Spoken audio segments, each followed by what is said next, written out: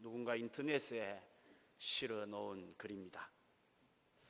차가 바짝 붙어 지나가면서 내 문짝을 쫙 긁어 놓았다. 나는 즉시 차를 멈추었다. 상대편 차를 운전하던 젊은 부인은 허겁지겁 내려 다가오더니 많이 놀랐는지 얼굴빛이 사색이 되어 있었다. 미안합니다. 제가 운전이 서툴러서 변상해 드리겠습니다. 그 젊은 부인은 잘못을 인정하였다. 그러나 이내 자기 차도 찌그러진 것을 보고는 눈물을 흘리기 시작했다. 이틀 전에 산 새 차를 이렇게 찌그러뜨려 놓았으니 남편 볼 면목이 없다면서 계속 눈물을 훌쩍였다. 나도 그 부인이 참 안 됐다는 생각이 들었다. 아무튼 사고 기록에는 운전면허증과 보험관계 서류 등에 관한 내용들을 함께 기록해야 되기 때문에 그 부인은 필요한 서류가 담긴 봉투를 꺼내기 위해 운전석 앞 사물함을 열었다. 그리고 봉투 속의 서류들을 꺼내었다. 이건 남편이 만약의 경우를 위해서 필요한 서류들을 담아둔 봉투예요 하면서, 그런데 그 순간 그 부인은 더 크게 울먹였다. 그 서류들을 꺼냈을 때 제일 앞장에 굵은 펜으로 다음과 같은 커다란 글씨가 적혀 있었기 때문이다. 여보, 만약 사고를 냈을 경우에는 꼭 기억해. 내가 가장 사랑하고 걱정하는 것은 자동차가 아니라 바로 당신이라는 사실을. 그 부인의 남편이 미리 써놓은 글이었다. 내가 그 부인을 다시 쳐다보았을 때 그 부인의 눈에는 감동의 눈물이 가득 고여 있었다. 한 대학 교수가 학생들에게 이렇게 물었습니다. 현대인들이 가장 원하는 게 무엇이냐?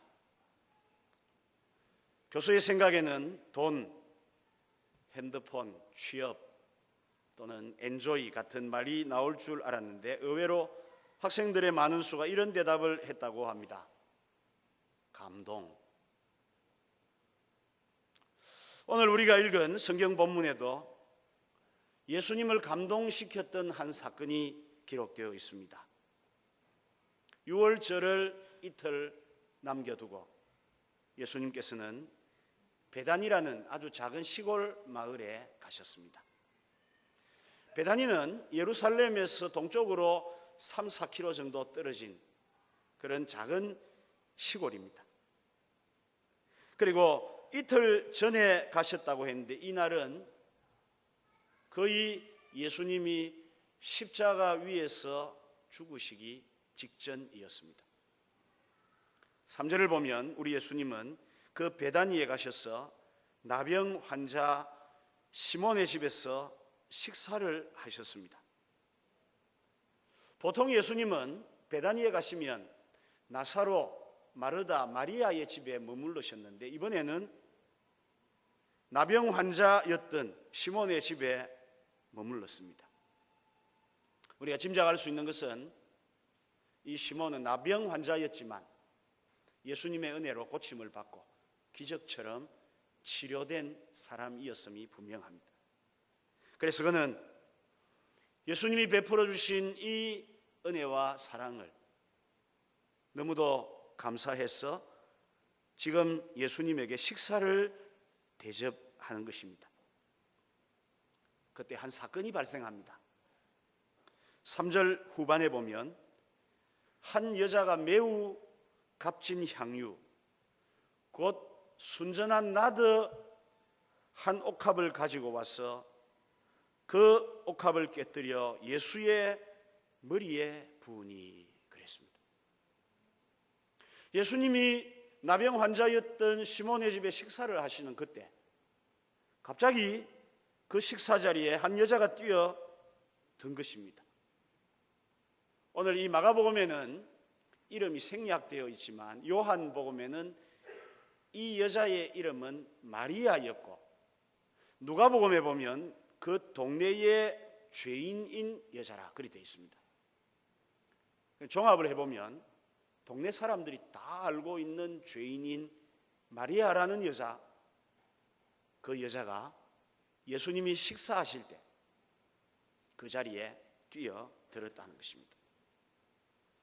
신학자 벵겔이라는 분은 이 여자가 죄인이라는 것은 창녀였다 그렇게 봅니다. 그런데 예수님을 통해 새 사람이 된 여인이었다고 말합니다. 어쨌든 맞는지 아닌지 확실치는 않습니다만은 분명한 것은 그 작은 베다니 동네 사람들이 다 아는 죄지은 여인이었고 이름은 마리아였던 한 여인이 예수님 식사하신 자리에 뛰어들어 온 것입니다. 초대받지 않은 이 여인은 데려와서 어떤 일을 했나 하면 매우 값진 향유 곧 순전한 나드 한 옥합을 깨뜨려 예수님의 머리에 부었다는 것입니다. 여러분, 이 장면이 좀 그렇죠. 식사하시는데 초대도 되지 않은 여자가 뛰어 들어와서 향유 옥합을 깨뜨려 예수님 머리에 붓는다. 좀 당황스러운 장면 맞습니다. 오늘 이 본문의 향유를 매우 값진 향유 곧 순전한 나드라고 기록하고 있습니다. 여러분, 이 나드라는 향유의 풀네임은 제가 적어왔습니다. 너무 길어가지고 나르도스 타키스 자타만시, 외울 필요가 전혀 없습니다. 라는 향유인데 이름만큼이나 값진 것이었습니다.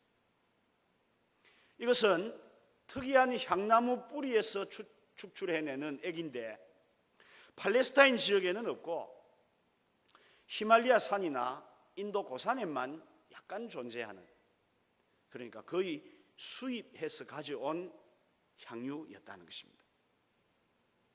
당연히 가격도 매우 비쌌습니다. 여러분, 비싼 명품에는 짝퉁이 따라다니지 않습니까? 그래서 당시에는 이 나드 몇 방울에다가 포도주를 섞은 이런 짝퉁 향이 많이 사용되었다고 합니다. 그런데 오늘 성경에 보면 마리아가 예수님께 드린 향유는 순전한 나드라고 100% 오리지널 나드였다고 분명하게 밝히고 있습니다. 이 나드를 어디다가 담았습니까? 옥합이라고 합니다.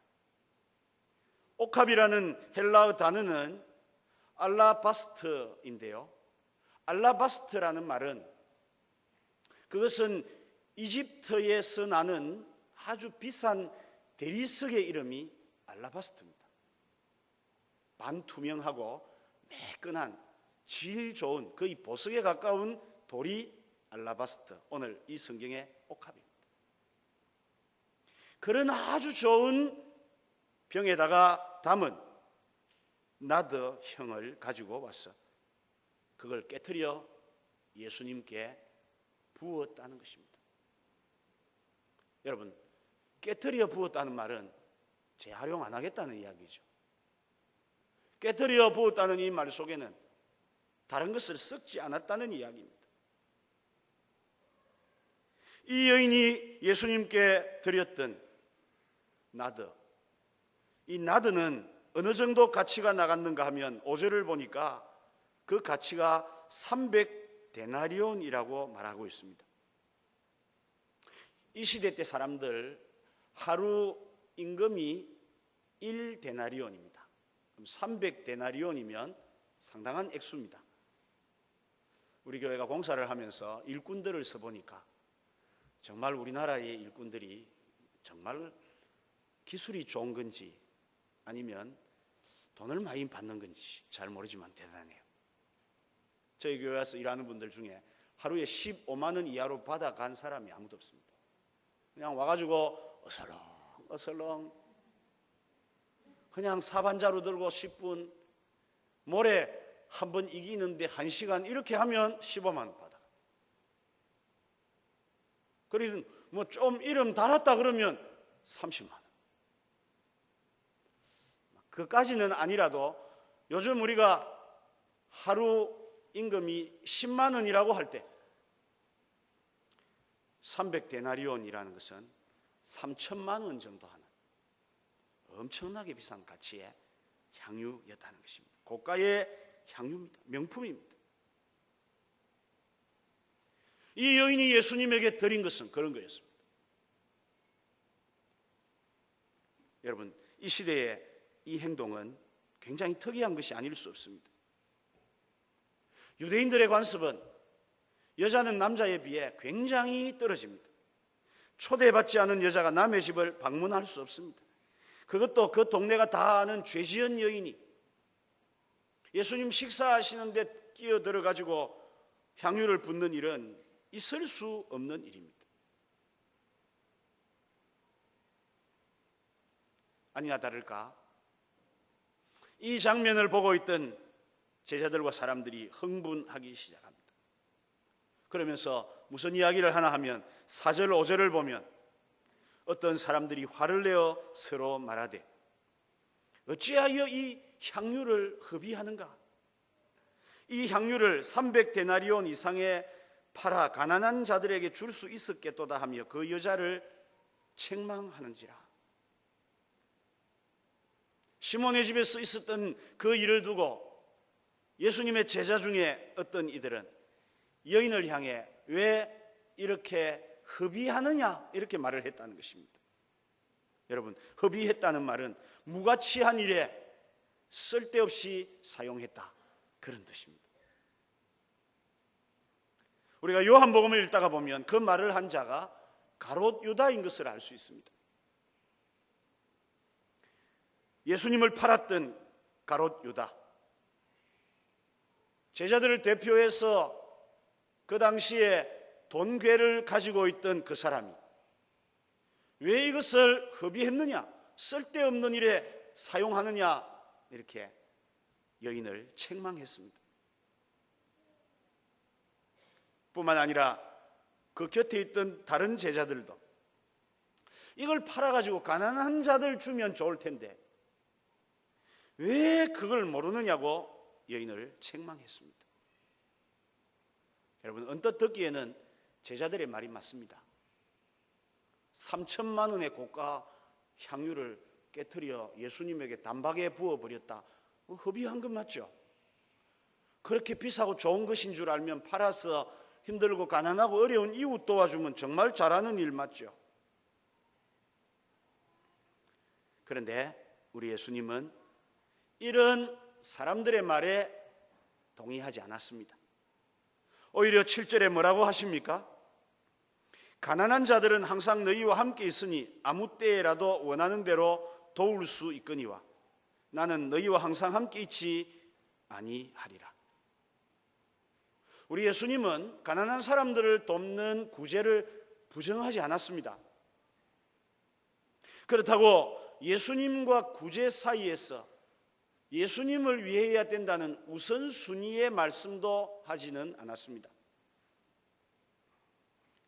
그러면 무엇입니까? 오늘 본문에 있는 그대로 항상과 항상 아닌 것을 말씀하는 것입니다. 즉 언제든지 할 수 있는 일이 있고 그 순간에만 해야 하는 일이 있다고 주님이 말씀하시는 것입니다. 지금 이 여인이 예수님에게 향유를 붓는 일은 다시는 돌이킬 수 없는, 지금 밖에는 할 수 없는 일이기 때문에 예수님은 제자들의 말에 동의를 하시지 않으신 것입니다. 오히려 제재하는 제자들을 제재하시면서 6절에 말씀합니다. 예수께서 이르시되 가만두라. 너희가 어찌하여 그를 괴롭게 하느냐?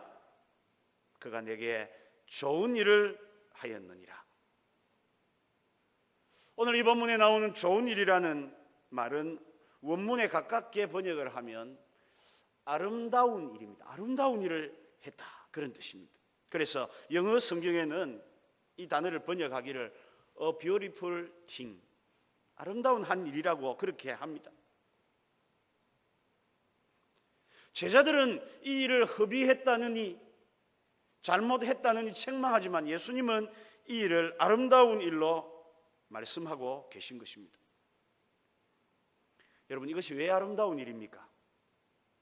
우리가 주목할 말씀이 있습니다. 8절에 그는 힘을 다하여 내 몸에 향유를 부어 내 장례를 미리 준비하였느니라.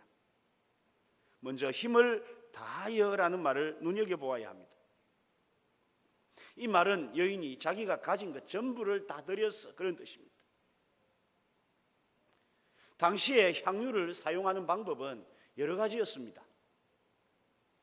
뚜껑을 열어가지고 한 방울 정도만 찍어서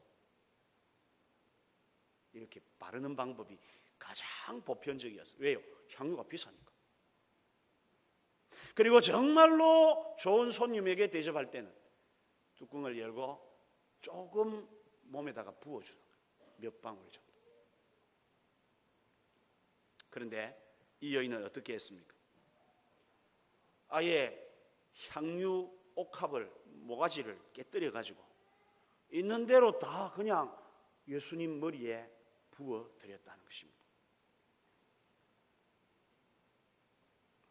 여러분, 이 시대로 볼 때 향유를 주는 것도 헌신이고요, 몸에다가 몇 방울 떨어뜨려 주면 굉장한 그런 헌신이 맞습니다. 그래서 이 여인의 행동이 좀 과한 것 같아요. 하지만 이 여인의 행동 속에는 숨은 뜻이 있습니다. 이 여자는 이 귀한 향유를, 자기 생명 같은 향유를 다른 것에는 안 쓰겠다는 것입니다. 깨트려 주님에게 다 부어버림으로 전부 다 사용해 버리겠다는 것입니다. 이 여자의 헌신은 기본적인 헌신도 상당한 헌신도 아닌 전부의 헌신이었던 것입니다. 왜 그랬을까요? 왜 이 여자가 이런 오바를 합니까? 성경에는 잘 나오지 않습니다만 우리가 이 성경을 여러 번 읽어보면 이 여인은 예수님을 너무너무 사랑했구나라는 것을 알 수 있습니다. 성도 여러분, 사랑하면 아깝지 않습니다. 사랑하는 사람하고 데이트 비용 다 써도 안 아깝습니다. 만약에 좀 아깝대 그러면 그 사랑하는 거 아닙니다. 사랑은 낭비하는 본능이 있습니다. 그래서 사랑하는 사람을 위해서는 시간도 낭비하고 물질도 낭비하고 심지어 자기 존재 그 자체를 낭비합니다. 낭비하지 않는 것은 사랑이 아니죠. 지금 마리아가 예수님에게 옥합을 깨뜨려 전부 다 확 부어버리는 것은 주님을 지극히 사랑했기 때문에 그런 것입니다. 유머책을 보니까 사랑할 때와 사랑이 식었을 때 커플의 반응이라는 글이 있습니다. 사랑할 때 그녀의 통통한 아랫배는 귀엽고 사랑스럽지만 사랑이 식었을 때 아랫배는 정육점에 맡기고 싶어진다. 이렇게. 사랑할 땐 그녀가 먹는 것이 천사처럼 보이지만 사랑이 식었을 땐 먹는 것이 돼지처럼 보인다. 사랑할 땐 돈이 없어도 신용카드를 긁었지만 사랑이 식었을 땐 신용카드 분실했다고 뻥을 친다. 여러분, 사랑하면요 아깝지 않습니다. 아마 그 여인이 나더가 아니고 자기가 가진 것 중에 그보다 더한 것이 있었으면 그걸 드렸을 겁니다. 사랑하는 사람을 위해 낭비하는 것은 오히려 행복한 것입니다. 주님을 사랑했기 때문에 300데나리온 아니라 3000데나리온이라도 아마 주접시 깨뜨려 주님께 드릴 수 있었을 것입니다. 여러분, 우리가 다른 건 몰라도 주를 향한 우리의 사랑만큼은 좀 이 여인을 닮아가야 될 것 같습니다. 또 이 여인의 행동이 아름다운 것은 무엇입니까? 주님 말씀하시기를 내 몸에 향유를 부어 내 장례를 미리 준비하였느니라. 이제 곧 죽으실 예수님의 장례를 준비하는 일이니까 아름답다는 것입니다. 우리 예수님은 제자들에게 틈만 나면 말씀하셨습니다. 내가 이제 십자가에 죽을 것이고 다시 사흘 만에 살아날 거다. 제자들은 그런 말씀에 귀를 기울인 적이 없습니다.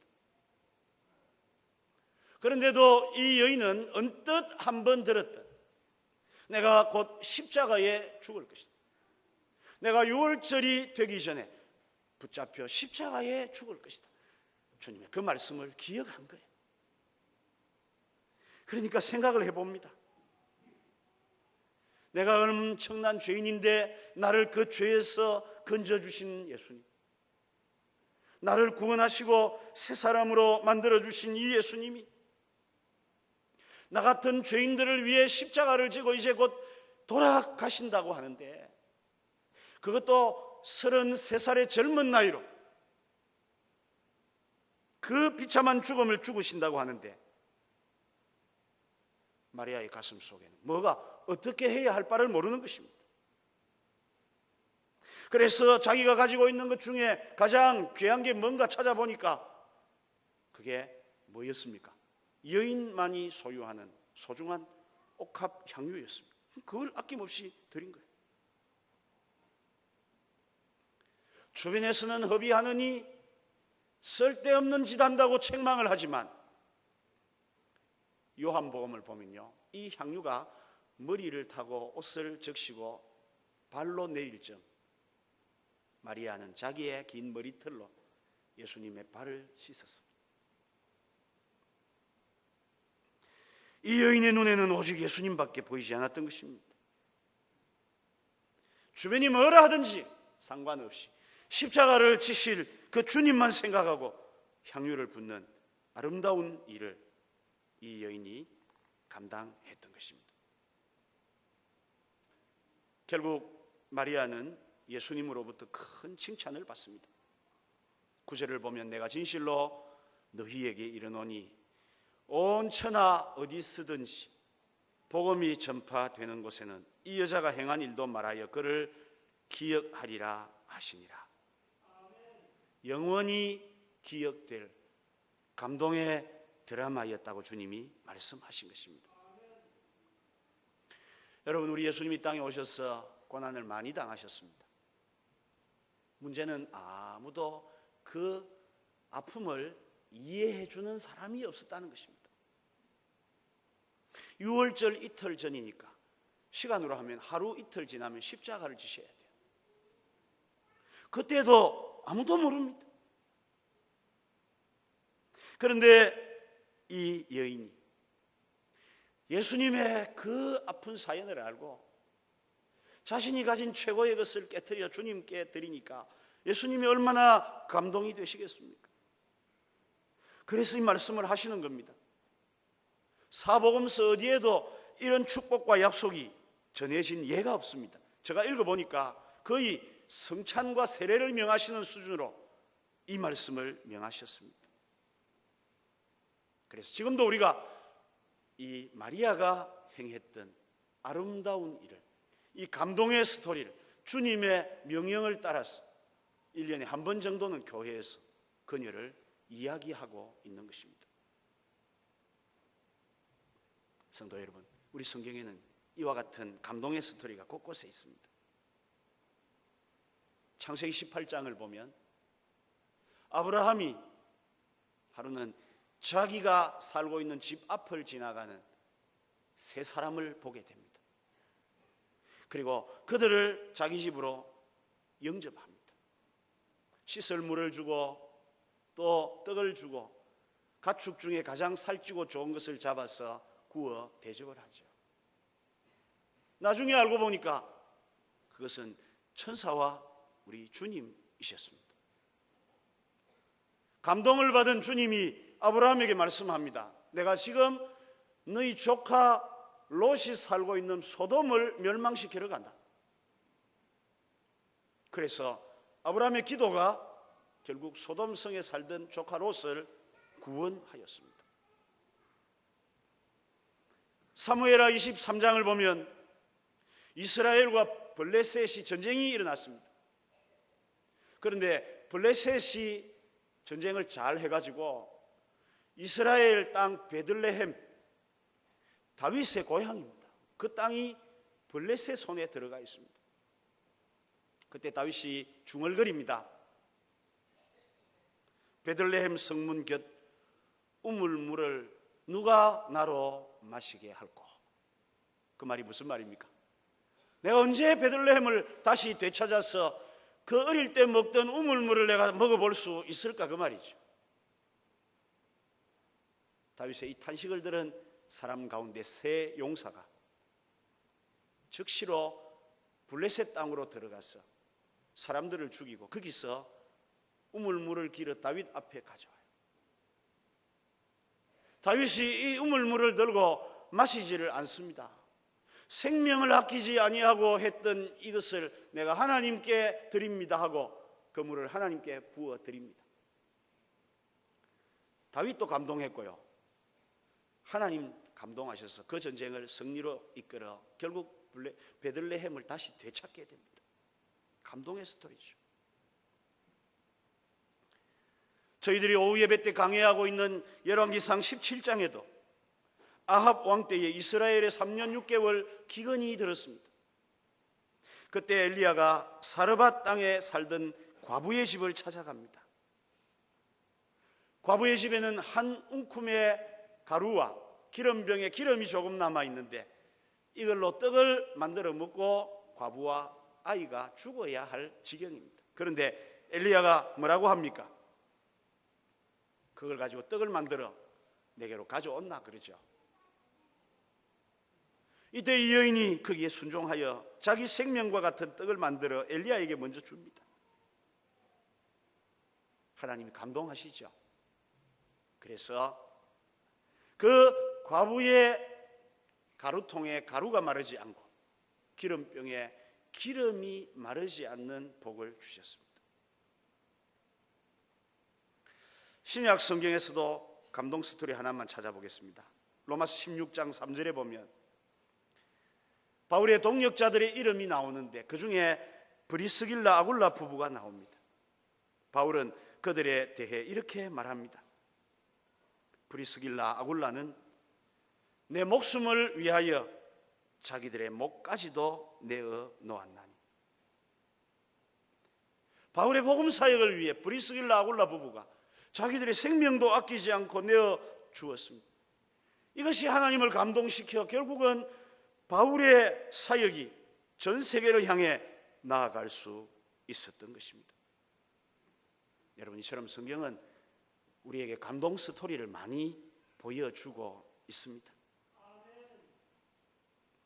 지난주에 이어 오늘도 잠시 성전 건축과 관련된 말씀을 드리려고 합니다. 지난주에 말씀드린 것처럼 우리가 성전을 건축하는 그 일은 전적인 하나님의 은혜의 손길이었습니다.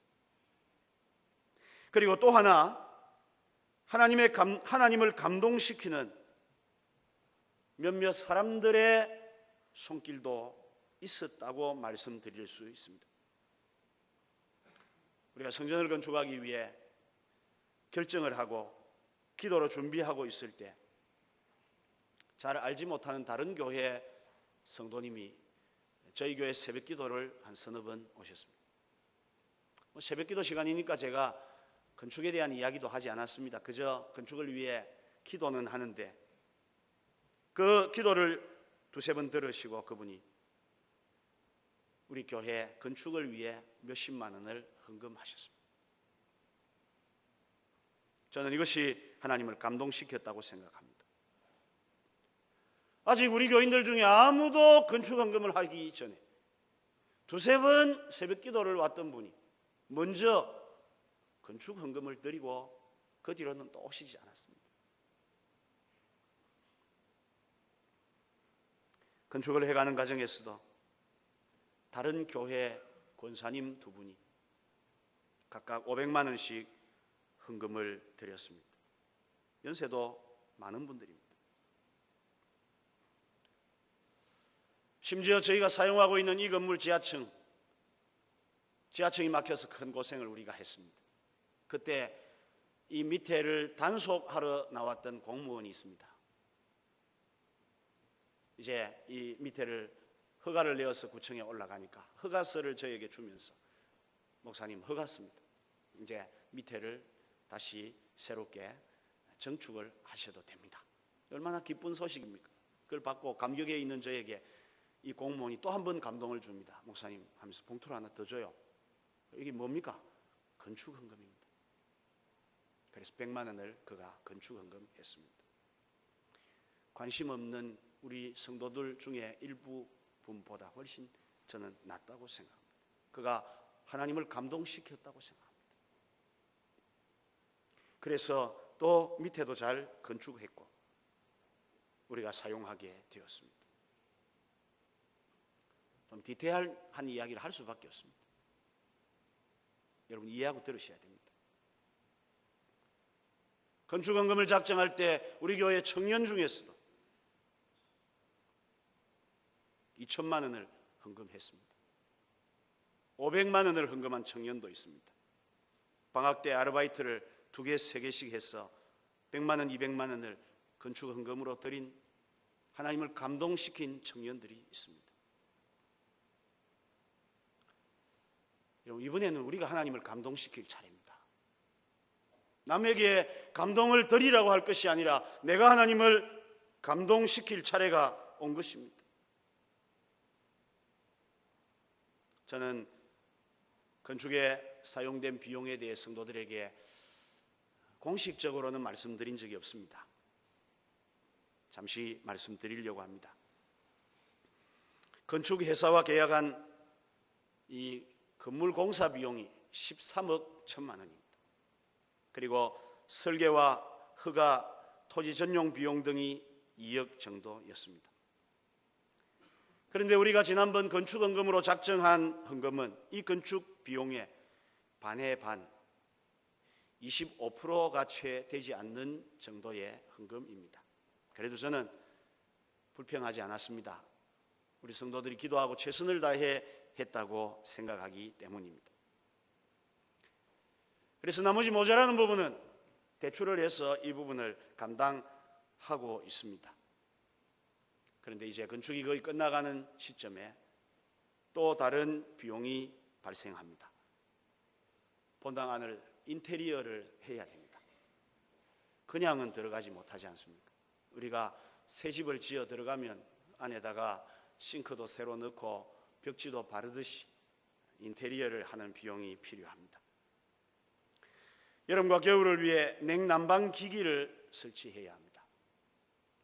성도들이 앉아 예배드릴 수 있는 이 의자, 장의자와 강대상, 또 사무실 집기 같은 것들이 필요합니다. 교회의 가장 중요한 시설은 음향입니다. 음향, 영상, 조명 같은 기기가 빨리 준비가 되어야 합니다. 제가 아무리 이 비용을 낮추어서 계산을 해봐도 약 3억 정도 가까운 비용이 들어갈 것 같습니다.